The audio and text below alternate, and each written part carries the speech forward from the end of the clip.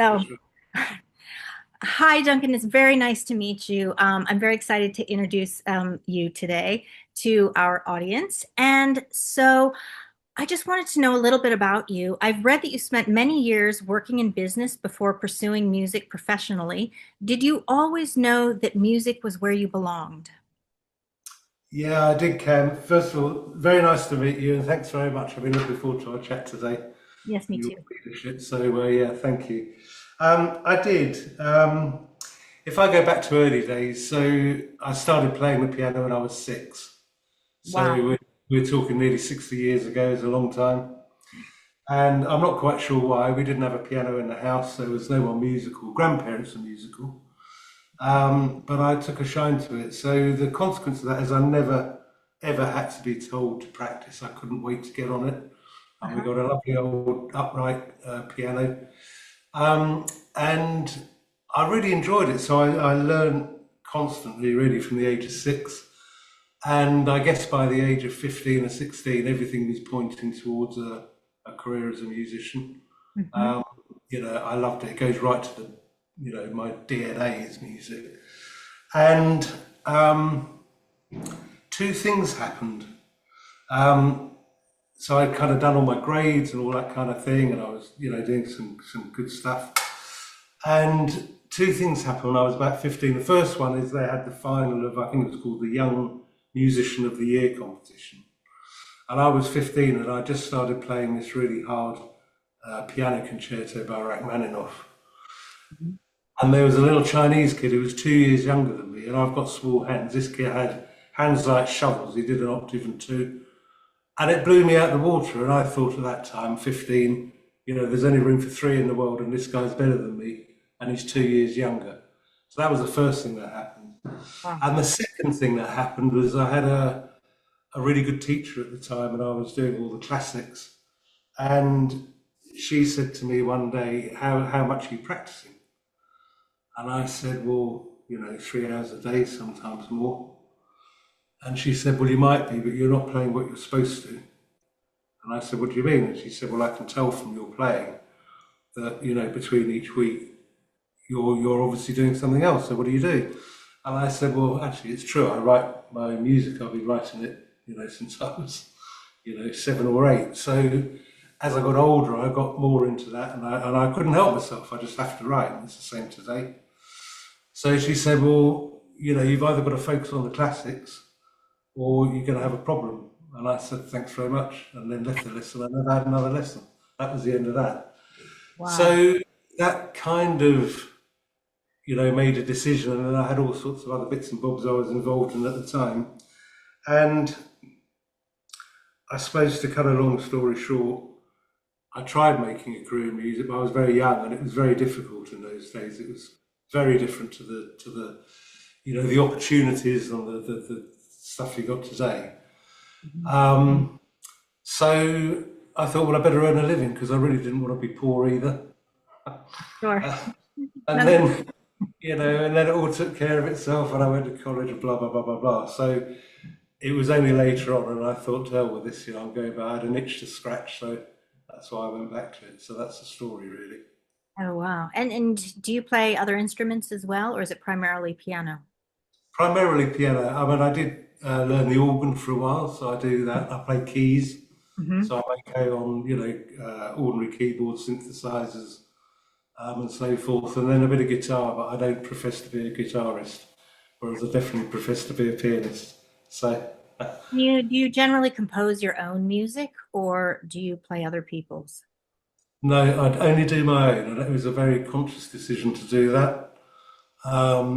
So when I started doing it full time, sort of 10 years ago, and lots of people said, "Oh, you ought to play covers and you get traction that way." And I mean, I can play other people's stuff, but I just don't. I did it. I put it off for nearly a lifetime. So I thought, when I do it, I'm going to play my own, and I play what I want to write. So I've got there's nobody there saying, "Oh, you can't do that, or you shouldn't do that." So it's like being in a toy box. You've got an array of whatever you want to do, and it's quite. It's a luxury, I admit that, and it's cathartic. But I do what I want, and I always took the view: if I like it, that's great. If other people like it, then that's a real bonus. Mhm. And over the years, that audience has grown and grown and grown. And now they're, people all over the world. And I love the feedback I get. I reply to every comment I get on social media. I must have replied to probably 50,000 comments in the last 2 or 3 years. And Wow.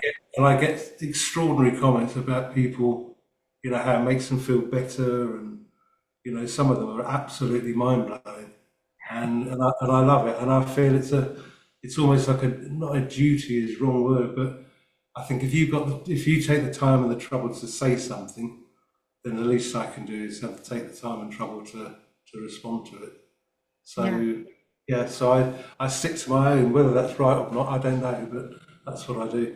And you currently live in the UK? Yeah, we live in the middle of London. Wow. We moved recently. We were in the same place for about 10 years, on the other side of the river near Tower Bridge in London. And now we're the other side of the river near Canary Wharf, but right on the river. So occasionally when I'm recording, you hear the sound of the tide coming in. So I Oh. have to stop playing because actually it goes in onto the track. So we have to have a little rejig. But yeah, it's great. And are you now a full-time musician or are you still in the business world at all? No, not at all. I totally turned my back on it 15 years ago. And I started doing this about 10 years ago, just over 10. So totally full time. Yeah, 24 hours a day. Breathe, live, sleep it. Music all the way. Was there The any? two different sides of the brain, sorry, they're two different sides. You got business and you got music, and they really don't mix. Mhm. They are utterly different. And, there's probably three people on the planet that are good at doing both. Dolly Parton would spring to mind. Yeah. But there really aren't many. Yeah. Was there one moment in particular that kind of helped that transition from just business and being in the real world, so to speak, into a complete artistic takeover? Yeah, there was. I mean, I've been mulling it over for a long, long time. And, I enjoyed my business career. I mean, I'll be honest, I did enjoy it. But I suppose, my view was always, you might get 70 or 80 or 90, whatever it is, you get your time on the planet and it's so short. Mhm. And I couldn't bear this thought of only ever having done one thing. Mhm. That really freaked me out. Um, and I think I had this itch that I had to scratch. Yeah, I love writing music, and I know that that a lot of other people enjoy it, and I had to do it. I can't explain it other way. There's a great quote by an amazing American poet, Charles Bukowski, and he says, "Can you remember who you were before the world told you who you should be?" Yeah. That applies to me and probably millions of other people, like Mhm. 1,000%.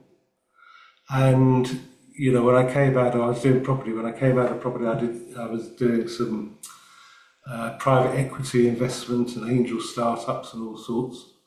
I was rubbish at it. I lost a fortune. I lost a fortune, and it was that probably more than anything. I thought, why are you trying to do something you know nothing about? Why do you believe the stuff you've read that says you're good at this or good at that? And I thought the one thing that I've always been able to do, and that's come really naturally, and my natural character is that it's music. So what on earth are you doing trying to do other things? And my wife, my friends, my family, they all saying, well, thank God, about time. What took you so long? And Yeah. once that happened, then the decision was made, and I couldn't find reasons not to do it. Sure. That's the And I've read that you've described composing almost as something that has always been there. So, where do your melodies come from? great question. Do you know what? If I knew that, I'd be so happy. But I've tried trying to work out how that happens, and it's always happened. So I remember when I was 6, I wrote my first piece of music when I was 6, and I can remember it to this day. I'd obviously really annoyed my mother, and I can't remember why because it was too long ago. But I'd obviously done something that had really, really bugged her, and she'd obviously told me off. And I remember writing this song. I can sing it. I can remember to say, I don't love my mummy anymore. I remember the tune. That was the first line I ever wrote. And it never stopped. And today, and for the past, I do it two ways. I'm either, the first I'm aware of it is I'm whistling it or I'm singing it in my head. So I hear a tune or a melody. So that's the first way. And the second way is I sit down at the piano or the keyboard, and it's like a discipline. So it's like a warm up, if you like. I sit down, I play the first thing that comes in my head. And then occasionally, as I'm playing, a couple of chords will go together. And I think, oh, that's interesting. I'm not even conscious I'm doing it. And I play some notes and I think, hang on a minute. And then I'll add two more. And then before I know, I've written a song. And it's those two things. It's a combination of the two. But they generally tend to be separate. So it's either a tune that's evolved or doing this. If it's the one that's evolved, to this day, I can't tell you where it comes from. It's just there. And the other thing is I need to get it down straight away. So my voice messages on my phone are full of this sort of really horrible humming or whistling, because I need to get it straight out. And if I wake up in the middle of the night, I've learned to my cost, don't think I'll remember it in the morning, because you don't. So I'll actually do it there and then. It drives my wife nuts. So it's kind of created in your head beforehand, or it's both. You sit down and it kind of comes, or it's something that you have an idea about in the middle of the night, as you've said. It's a bit of both. And if I have a melody that I'm thinking of, then I can sit down at the piano and I generally go straight to the key that it's in my head in. And then I'll play whatever it is that I've got in my head. And then really it can evolve from there. So a lot of the pieces that I write, and I get told off for saying this, but it's true, they're written in minutes. People that say, oh no, we want to know that you're sitting there, getting frustrated and starving and driving you nuts because you can't get it. That doesn't happen. If I sit down and I know what I'm going to do, like I think I said, there's some of the pieces I wrote after the birth of my grandchildren as an example. They came the next day or the day after. When my mother died, that piece I wrote literally in, I think, 15 minutes. Maybe it's the way that your emotions manifest themselves is they come out not lyrically, but in melody. Yeah, I think that's very true. And the other thing is I love art. I'm very visual. Mhm. So when I'm writing, I tend to, if you like, I'm visualizing images as I'm writing. Mhm. And some of that translates into colours, which is really odd. Yeah. Um, but I kind of know I'm on the right line. So I've just met this really interesting guy called Peter, and we started working together, and it's going to be fascinating. So he's a musician himself, Royal Academy, and good musician. But he's also a bit of a neuroscientist and a very techie individual. And we've been talking about basically the neuroscience of music and brain waves and all this sort of thing. And he's shown me where, you can listen to something and you watch these brain patterns and then all of a sudden they go in a straight line. It's fascinating. Uh-huh. So we're going to develop this as a project. It's something that, very, very much in hand at the moment. But I find that absolutely amazing. So I'm going over to see it next week and he can't wait to wire me up to try me on, some of these different things, or writing there and then, and just seeing what happens to the brain patterns when you're doing it. Uh-huh. And what do they think causes the straight line then? Do you know, I don't know. It's something to do when the two sides of the brain match up.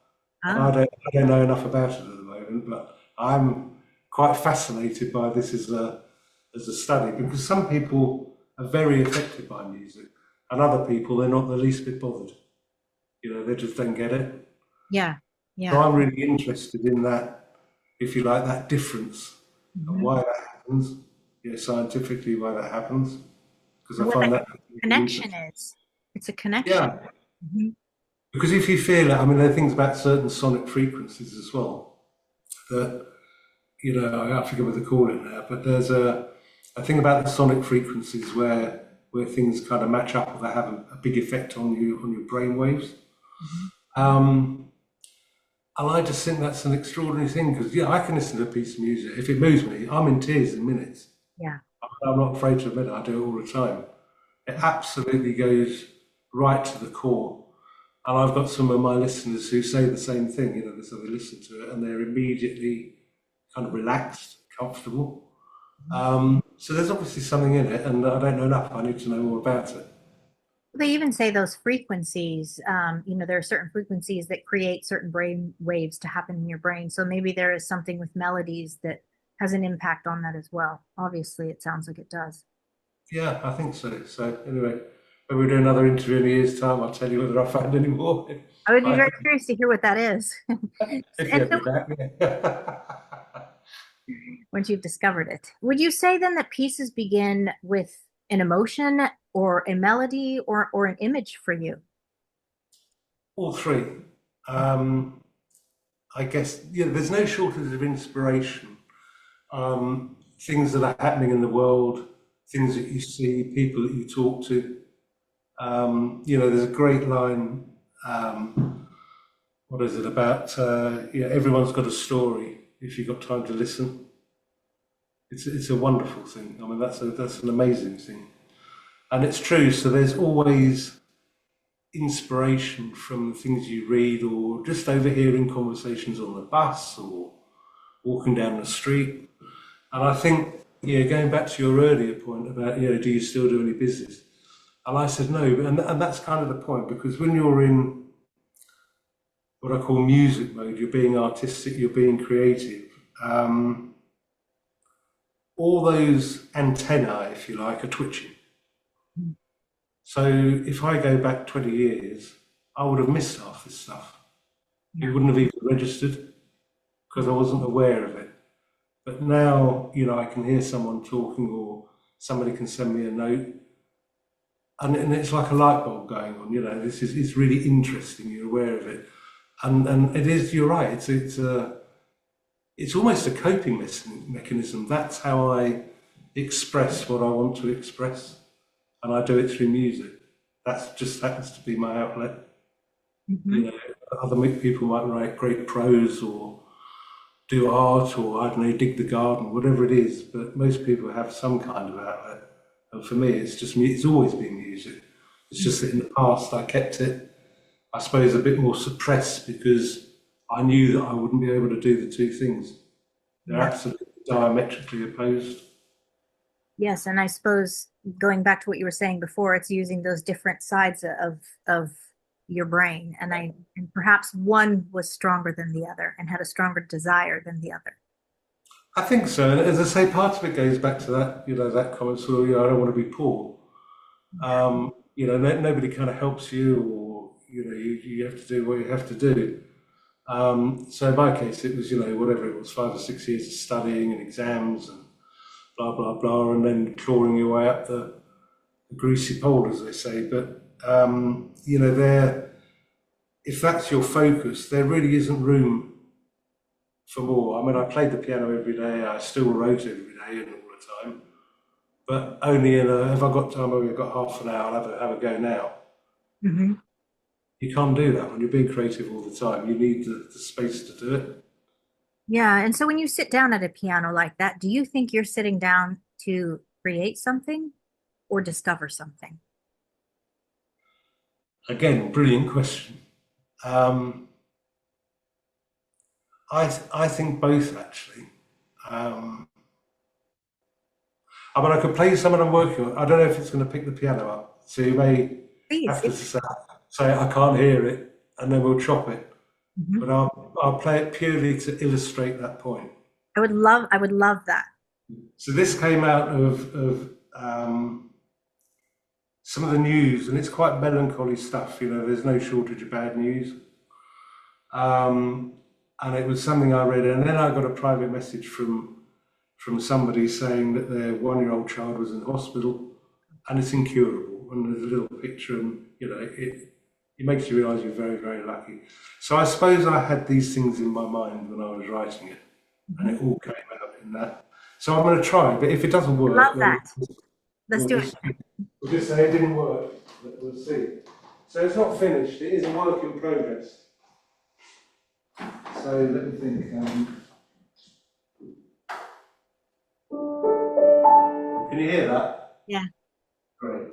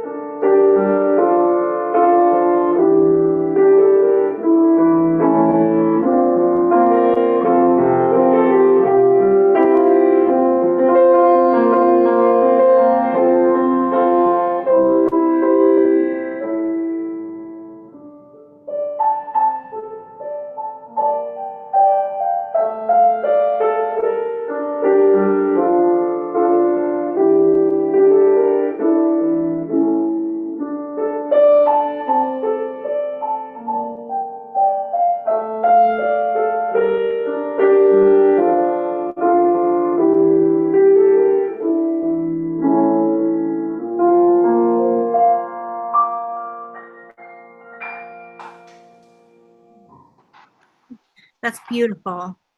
Thank you. So I don't know if you could hear that okay, but I suppose that is a way of trying to answer your question. It was a melancholy feeling and a bit sad, but also I didn't want it to be all sad because sometimes there are silver linings. So which is why I go from minor into a major key. Mhm. I Um, noticed that. I noticed yeah. that. Yeah, So it's kind of a way of saying it might be bad, but there's always hope it might get better. So it's a work in progress. So that was just to illustrate the point for you. absolutely beautiful. And do you think music has sort of um, become your way of preserving memories that you've had throughout your life? I mean, do you kind of For sure. record them for yourself through melodies that you create? Yeah, for sure. And I think, again, that goes back to slightly to an earlier question when you said, do you do covers or do you just do your own? For me, it's, how can I put it? It's like an outlet to feel whole. Hmm. So the first, when I kicked all this off, and I think um, the first piano album I did was in 2022. So I sort of kicked all this off in about 2015. You're going to say to me in a minute, well, what did you do for those other 7 years? But I'll come back to that. But so the first piano album I did, I called it Mnemonics. Hmm. Mnemonics Part One, which is a piano album, and then I did one the following year called Mnemonics Part Two, which is a piano and then a full orchestra, which we did at Air Studios in London. Then I did a third one called Hope, which was in 2024. And then I've got the next piano album coming out, which I'm writing now, and which actually that will be one of the numbers on it, and that'll be out towards the end of this year. That the War and Peace? That's another one still. That's on the shelf coming out probably next year or the year after. So the mnemonics one was they were all pieces, all 11 tracks were all things that had affected me or I wanted to express musically. So I think the first track on the album I did was Goodbye Mum. So my mum had died in 2019. We were very close. We were great buddies. She was an absolute scream. Mad as a box of frogs. Super fun. And I miss her every day. So that was the first one that went on. The second one I think was Better Times.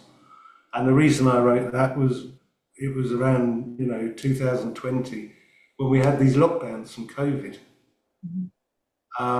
And all of a sudden, you go from having a lovely life and all your friends and meeting up for drinks or dinner. Next minute, you're locked in really. One walk a day. I mean, it was like I can't even tell it. In central London, that's normally heaving and buzzing with people, is just empty. No Mhm. cars, no people. And the best you can do is get a coffee from a hatch and sit on a bench. And even that, the policeman used to move you off the bench. You can't hear. They put ticker tape all over it.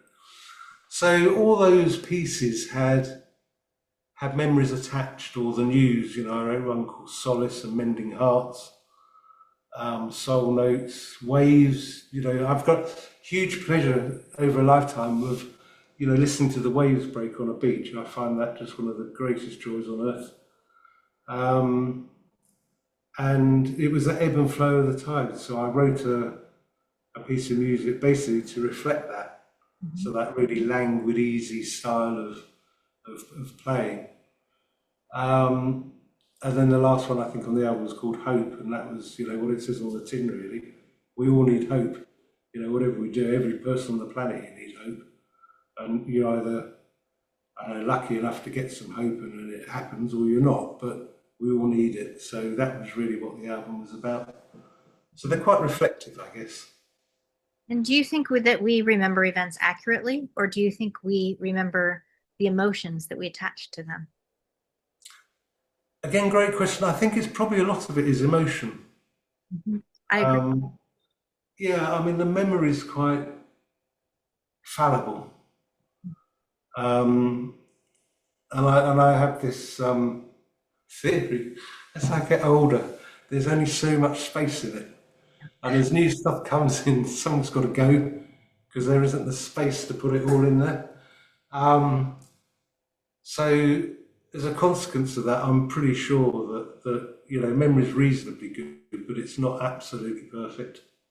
And therefore, you're probably more likely to remember the emotion or the thoughts or whatever that go with those so-called memories. And those are the things that if you like, engender and produce whatever it is that you produce afterwards. Mhm. Yeah, I think so. I think so. I tend to agree with that actually myself. You have a forthcoming album out. You have that sounds fascinating. This project War and Peace that you're working on. It explores conflict, geopolitics. What drew you to those subjects? Yeah. Well, I suppose going back again to the year dot, I remember a teacher saying to my parents, or the parents, he always takes great interest in current affairs. And they fell over. They thought it was hilarious. I was only about 10. But I do actually. And the danger is if you're, how can I put it, a bit deep thinking, you take it very personally, you take it to heart. Which of course you've got no right to do, and no, not that you can do anything about it anyway, really. So I just found that, well, I suppose a couple of things happened. First of all, which is why I wrote the single piece, which is on this album. Um, every day was like an open sewer. All the news that came out, everything's bad news. Geopolitics, slaughter of kids and the voiceless around the world. And it did my head in, really. I mean, and then there was the Ukraine war. Um, and, as somebody who spent quite a lot of time in Europe, which I love, this land is only, it's similar. It's still almost kind of European. Mhm. And they've been bombs hurled around, and it was the sheer waste, the loss of life, even taking Russians, these young lads, 17, 18, they haven't lived. And all of a sudden their life expectancy is half an hour or an hour. And this stuff absolutely freaks me out and it makes me very upset. So I started writing this album, which essentially is an orchestral album. Mhm. So I'm writing it for an orchestra rather than piano. And I did Peace, which is the sound I put out as a single, which I'm going to have to now sort of reconvert to more orchestral than, the sort of crossover, if you like. But the pieces themselves, so I did one of them, the first one I think on the album, and I did it here in the studio. So I have my producer, who's a great guy called Zeb. We've been working together for 10 years. Zeb's a rocker, he used to play with Oasis and Travis and all sorts of people. Um, Pretenders for a long time. But he's good. He knows the way my mind works and he knows the sound I like and everything else. So we started recording this thing, which I'd written, and then I worked it all out and did it on the synths. But I wrote some lyrics, just general lyrics, but I hadn't, I suppose, developed them, and I hadn't really sung properly for years. Back in the day, I used to sing with the London Symphony Chorus with the LSO, so I know I've got a voice, but I had to re-find it. And I started doing this thing, and the words just got better and better. As I say, it was really off the top of my head. But I got to a point where I was so overwhelmed, both by the words and the music, that I mean, I just couldn't sing anymore. My voice cracked, and that was it. And I turned around and looked as if I was sitting where I am now at the workstation, the computer, and my tears were just streaming down his face. Wow. Absolutely streaming down his face. He said, "That's just amazing." So we both decided that the quality, I know I could do it better, we could do it better. We tried about 20 takes to get it better, but we couldn't get that raw emotion. So even though you know that it could be sung better, the raw emotion of it just cuts through everything. So we Yeah, that left was it. one moment and you captured it. Yeah, so we left it. So that album is not quite finished. I've still got a bit of work to do on it. So that's sitting there. And then, as I say, I'm about halfway through writing this new piano album, which I'm hoping to get out towards the end of this year. What's that called? I haven't decided on a name for it yet, actually. I've got a working title of Gratitude, Mhm. but that's as far as I've got, and it may change, but at the moment, that's the working title. And I've got, I think I counted them the other day, it's about 26, I think, or 27 pieces. So I'll whittle that down to 11 or 12, because you want them sort of between 3 and 4 minutes each. Yeah. Um, so that's for this year too. Then I've got an album called Life, Mhm. which is almost biographical. Um, and that's in 7 parts. It's a double album. It took me 3 years to write it and record it. And it's huge. It's got a 14-piece band, full orchestra. And that was a real labour of love. And Mhm. we're only just turning to that now. So that's what's tied up with this neuroscience bit. I'm hoping we'll get that out next year, and be able to perform that as well. And then finally, I've done another album, which was also in 2022, called Utopia. And that was my inexpert understanding of AI when it first becoming aware of this stuff. Mhm. And I just had this vision. It's like the world of the robots. They're going to take over, which of course has nothing to do with what it is. But anyway, that was the visual. And I wrote this whole album on the back of it, and did it with some absolutely amazing musicians, real world class players. And that's sitting on the shelf waiting too. So, when you talk to people, they say, "Oh yeah, I did that 10 years ago." And you think, how can that happen? Now I understand, because Right. there's a process. And do you think instrumental music tells stories without the lyrics? Um, I'm kind of having that discussion with a lot of people at the moment. I think it can. And I often get comments from people saying, "Love your piano music. Have you ever thought about doing lyrics and putting a voice on it?" And it could be done, certainly. I mean, I hum other melodies when I'm listening to it sometimes. But the way that the piano music that I write, it's emotive Yeah. and it's quite cinematic. Um, and it almost seems a shame to dilute it with a voice. Mhm. So that I'm probably what I call my typical piano style. I probably wouldn't do that. It's taken me a lifetime to get that simplicity Yeah. that that works. But other things. I mean, I write songs what I call proper songs Mhm. as well, and I'm really looking forward to that. I probably won't. I say I won't. That's not true. I might sing in some of them, but I think there are lots of far greater singers out there than I am, and I'll probably find the right one and do that. Because different things sounds better, male or female, or and some are just amazing. And you think, yeah, I've got to have them. So I don't know. You were mentioning a bit about AI. Artificial intelligence is beginning to compose music and maybe even its own music. Does that Yeah. excite you or does it worry you? Oh, it worries the hell out of me. Oh, big time. And what do you think Um, then makes human creativity uniquely human? I think that's it. And I'll probably get shot down for saying it, but to me, creativity is a human. It's a human thing. And if you write a piece of music and you know that it resonates with people and they feel it and they tell you, um, I'm going to give you an example. So I got a note, a private message. Oh, it must have been a couple of years ago. This lady got in touch with me and she said, I've got cancer and I'm in hospital. And she said, I've had all this chemotherapy and radiography and she said, I was away with the fairies and she said, I came around after a session not long ago and she said, I heard this music and she said, it was literally the first time I felt life itself. Wow.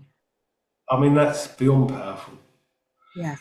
What had happened, she'd heard this music, but she didn't know where she'd heard it. She couldn't remember where Mhm. she'd heard it. She could hum it, but she didn't know where she'd heard it. Anyway, she mentioned it to her oncologist, and her oncologist and his team set out to find out what it was because she was so insistent, Mhm. that she wanted to hear it again.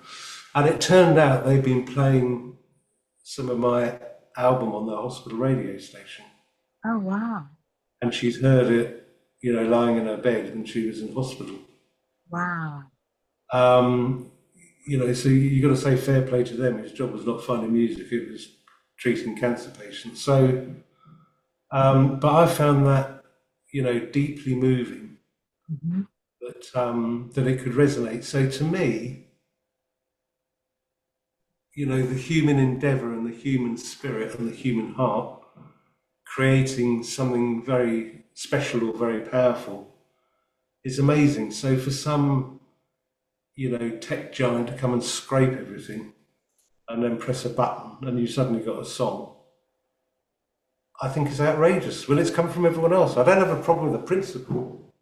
Mhm. Let everyone have a bit of fun. I mean, I don't have a corner on fun, but what I do have a bit of a problem with is you're taking this stuff from artists with no payment or no recognition Right. and using it for your your financial gain. So I find that pretty reprehensible. AI itself as a concept, there are probably some very good things. I mean, a lot of my time, this is going to sound crazy too. I reckon it's 10% doing music and it's 90% doing admin and marketing Yeah. and all of the stuff that goes with it, filming, blah blah blah blah blah. Mhm. So the actual time I spend doing what I love and what I think I'm okay at is like 10%. Now, I've been looking into AI recently to, if you like, improve that workflow of that 90%. And it's there. There's software that's being developed that can actually free your time up. So you're not doing as much or spending as much time doing those things.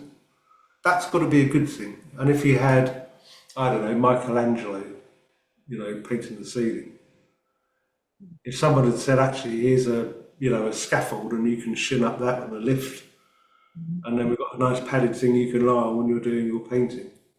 Would he have used it? Yeah, I bet he would have used it. For sure he'd have used it. Mhm. So in a way, this is, I can see benefits that will improve this kind of thing. But I Mhm. wouldn't let it near my music. I wouldn't let it near my music. No. It feels more like an imitation instrument than a true creative instrument. And I feel like the difference comes down to humans have taste and they have a unique opinion, which is something that I don't think that AI can recreate. You hear a piece and you have a tasteful opinion on it, which is Yeah, something that comes from the soul, I guess, that AI can't recreate. It can take bits and mash them together, but it doesn't have the creative, I think, capability that a human does. I agree. Well, I'm going to tell you the other day. So I came across a piece of music, a guy singing, um, not what you call your average pop star at all, or R&B star, old guy, big beard, but the voice to die for, genius. The song itself, absolutely flawless. All the guitar playing, instrumentation, again, totally flawless. And I heard it, I thought, God, this is good. Wow, this guy, I need to know more. So I went on Spotify and I listened to a whole album. I thought I'd found the crown jewels. I absolutely loved it. So I sent a clip to my youngest son. My youngest son's a full-time musician as well. So I sent it to him and I said, Mossy, listen to this, blow your mind. And he came back 2 minutes later and he said, sorry, Dad, AI. Really? So I phoned him, I said, how did you know? And Wow. he said, actually, I'd heard this one before. He said, it's too perfect. He said, that's the first giveaway. And then he said, and he came up, which I'm not going to repeat on here, he came up with 3 or 4 other things to look for. Since then, I've seen others that I think are amazing. And they're all AI. Even the people that you're listening to or watching are AI. You Wow. know, and you virtually cannot tell the difference. It's mind blowing. It's only going more from here.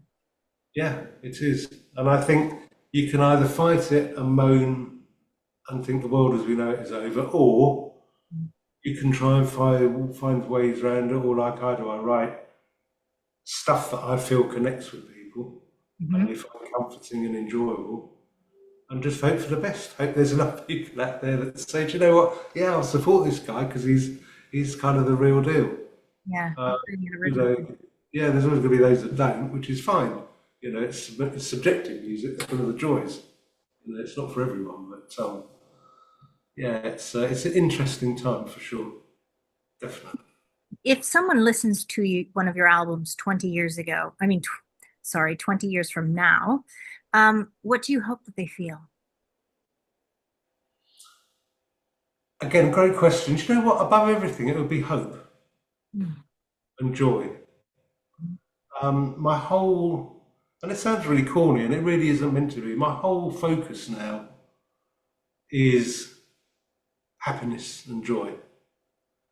And as I go back to these comments, about the truckload, it's like producing a comfort blanket for people. They feel instantly relaxed, and I get these comments all the time. It makes me relaxed, and that to me is the High ultimate, compliment. yeah, the ultimate accolade, the ultimate joy is that someone can come home with all the stuff that goes on in life, and we're all the same. We all get all this stuff thrown at us.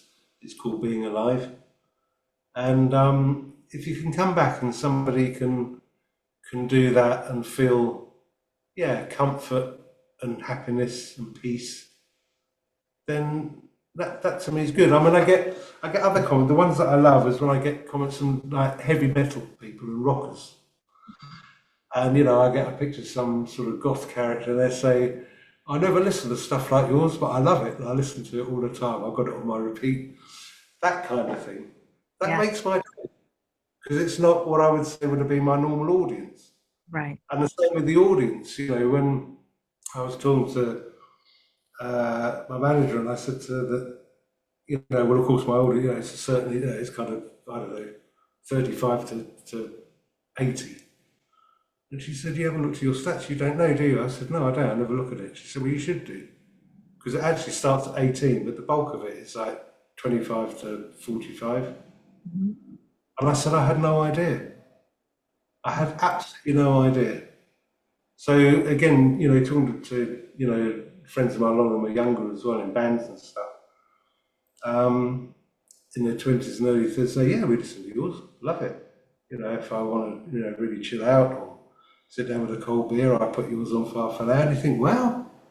So that to me is what it's all about. So in 20 years' time, when someone says, yeah, I listened to this guy, I found him by accident, I really enjoyed it. And that would make me very happy. And it sounds like a different measure of success. Yeah, to me, it's the only measure. Mhm. I had a period in life where the success was measured in money. It's a really basic thing to be measured by.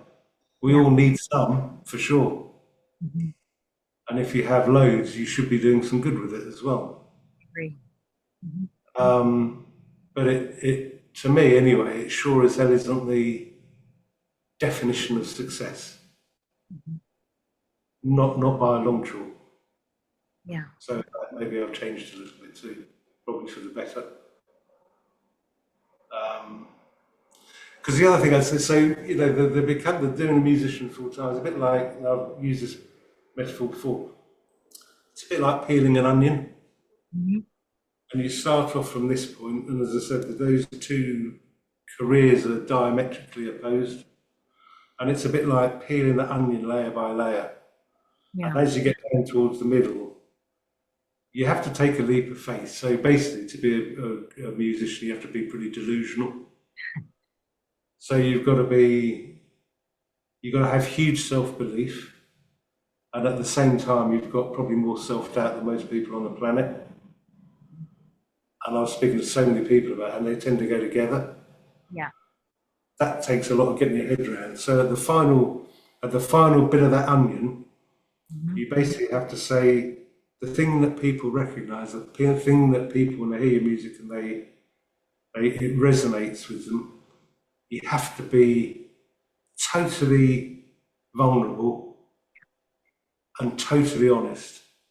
Mhm. You've got to strip away all the bits that you like your little, shell.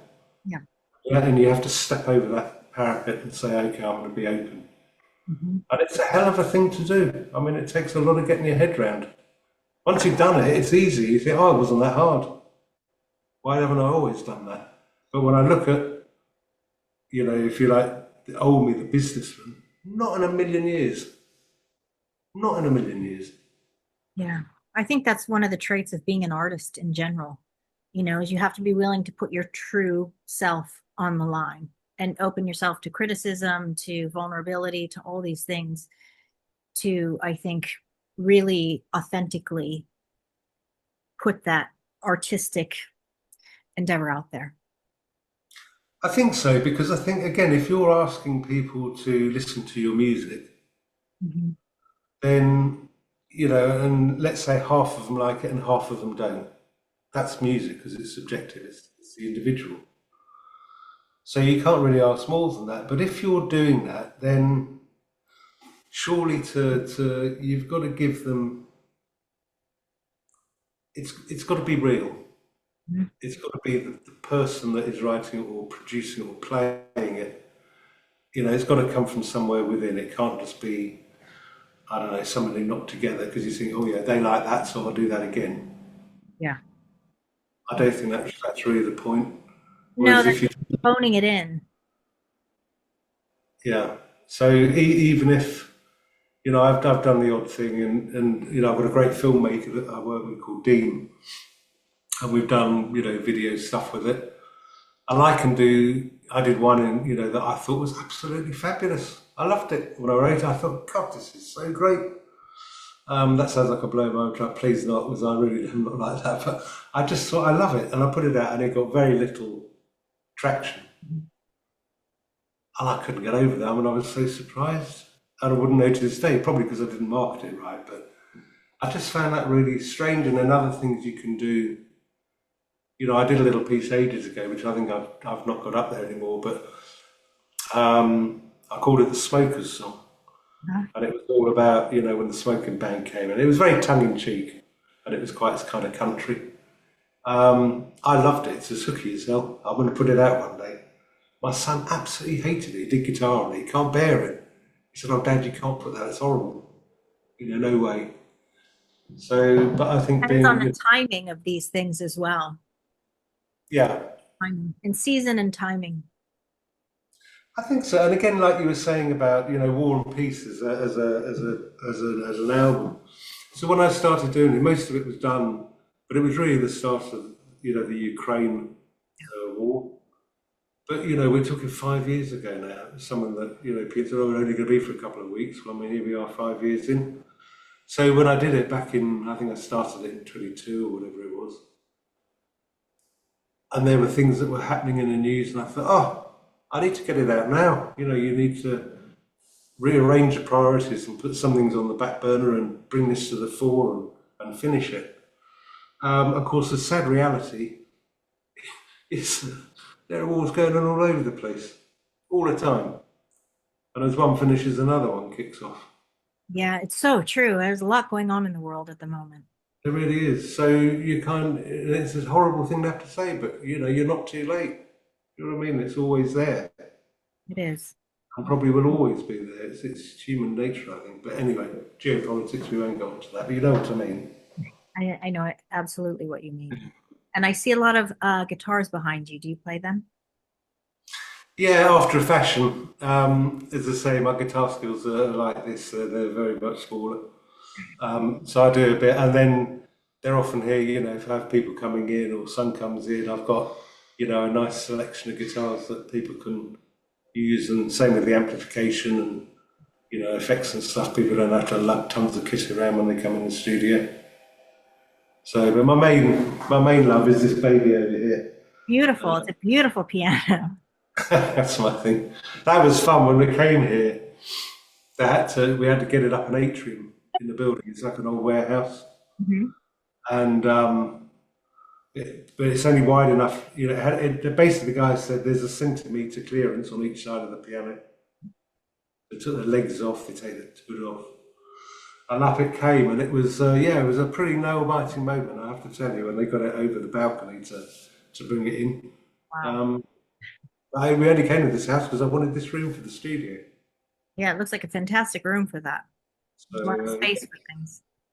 yeah, it's great, and I got the river just outside the window, which is lovely. And are you spending a lot of time in Portugal or do you come out to Portugal? Yeah, I do. We've been for a few holidays actually. Probably one of the most memorable holidays I ever had was in Portugal, Really? um, and this was a good old while ago. So my eldest son is now, I think, coming up to 39. But we came here, and his sister's 13 months younger, and we came here when they were 2 and 1. Uh-huh. So we're talking a long time ago, and we came and we were definitely not flush, that's for sure. And we stayed in this like timeshare place, Uh-huh. and we'd been there I think a day. And the first thing he did was run. He was running into everything. He ran and tripped over and sliced his nose, blood everywhere. So he ran into reception with him in my arms, squawking like a banshee, blood pouring everywhere. No. And the manager of this place very kindly drove us to the hospital where they stitched him up. So half an hour after that, he's like sucking on a big cornetto, happy, big smile, blood all over his chin, Oh, having this cornetto. And then I think we were here for a week, but we had nappies for two. And then on the last day, we got to the airport, we'd run out of nappies and we'd also run out of money. of And then the flight was delayed by 5 hours. course it was. As you'd expect, I mean, I can't tell you. So yeah, the first Portugal holiday will definitely never leave my mind. Does he still have a scar? I think so. Yeah, it was quite horrendous. But the one thing I do remember, the people were lovely. So we came back, not there, but other places. You're a beautiful island. You've got really lovely people and great streetscapes, and the food's gorgeous. And you Yeah. know, I was very happy to be back there on the beach now, not in the studio. But anyway, it's a lovely, lovely place. So Any yeah, plans to come back anytime soon? yeah, I think so. I was talking to Richard. We were saying about doing some live shows and stuff. So one step at a time. We're working out places to play and tours for next year. So yeah, never say never. That may happen, and that'd be lovely. Because again, it's very different. If you're playing open air as well, that Yeah. brings a different kind of feel to stuff. And this would be a fantastic backdrop, I think, for a lot of your music. It's very historical here. There's a lot of culture. There's a gravity to the place. Yeah, I So, think so. That it adds to the type. I think you're right. It does add to the type of music Hmm. because it's all, yeah, it's emotive music Yeah. and it's trying to connect. And Hmm. I think that with the right background, the right ambience, Hmm. is a very, very powerful thing. Yeah, I think there are some very unique things that could be done here with that. It'd be nice to see what you guys put together. Yeah. See what happens. Yeah. Yeah. So I have a few just rapid fire questions for you here to kind of tie things up, if you're ready. Okay. Yeah. Yeah. Hold on my Piano seat. or orchestra? Sorry. Piano or orchestra? Wow. I love them both. I mean, piano. It's got to be piano. That's always going to be my number one. I mean, I love orchestral music Yeah. and I love classical music, but I think piano, I've just loved forever. It's got to be piano. Okay. Silence or sound? Wow. Again, both. I like silence. Hmm. I like silence. Of course, I love sound. It's music and it's hubbub and everything else. But I think silence is really important. And as a musician, sometimes it's what you don't play. It's the silence between stuff that Hmm. can be just as important as the actual what you're playing. Yeah. Yeah. Yeah. I agree. Morning or night? That's a really hard one. I wake up really early, like 5:30 in the morning normally, and but I often don't go to bed till 2 o'clock. Wow. So what's happened is over the years, I used to regularly get 4 or 5 hours sleep a night, and I was fine. But I Mhm. always needed a half-hour nap in the middle of the day, and Mhm. I've always done it.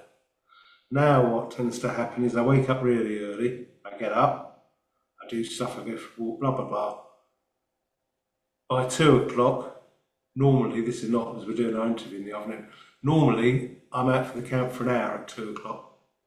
Wow. My eyes are shut within a second, but I'm sound asleep. I wake up and then I'm good. I might have another little nap about 10, but I'm good till any time. So I Wow. sleep in chunks now. So it's like a midday disco nap. Then you're ready to Yeah. go again. I think it depends actually as well. I'm naturally an early riser, but I do, when you're having fun or you're out with friends, it's almost like getting a second wind. You can go all night and Yeah, not feel a bit tired. Might take me 2 days to get over it now, but that's kind of fun too. I hear that. What is one composer everyone should listen to? Oh wow, there are so many.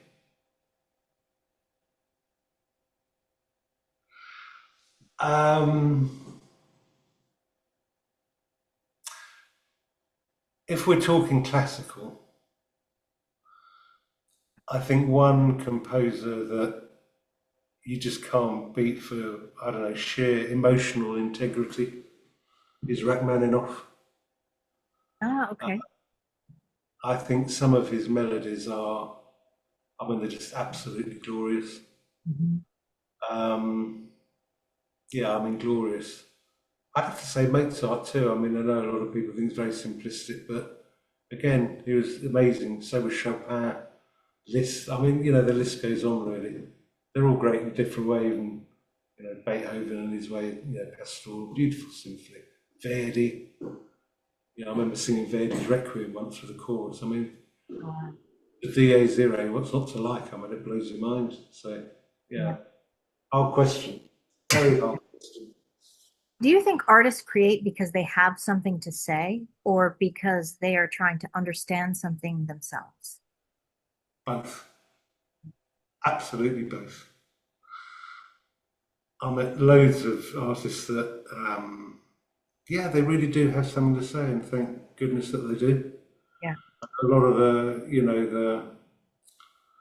if you like, new music, you had punk and you had, um, new age, you had rap. I mean, all these things, somebody has got something to say. Hmm. They're often very angry. and it's an outlet of saying what you want to say. Mhm. And I don't think that'll ever change. I think that's a great thing. Yeah. You know, it's not a music that I wouldn't listen to, but I totally understood why it was made and why people want to do it. Um, so I definitely think there's that. Um, but I also think there's, music that, yeah, people might not have anything to say, but they have a need to write and to get it out for, even if it's validation for other people, but it's not even that. A lot of people, will write and they write the most amazing stuff, but Yeah. they're not doing it for the validation. They're doing it because they genuinely want to write that particular piece of music. Yes, I agree. I agree. I have one final question for you. When you look back on your life, do you think you've been writing the same piece of music all along, but just in different chapters? Um, that's a cracker, actually. That's why it's my final one. Yeah, I can see why. I'd like a week to prepare for that one. I think it's partly true. I think it's partly true. I think that a lot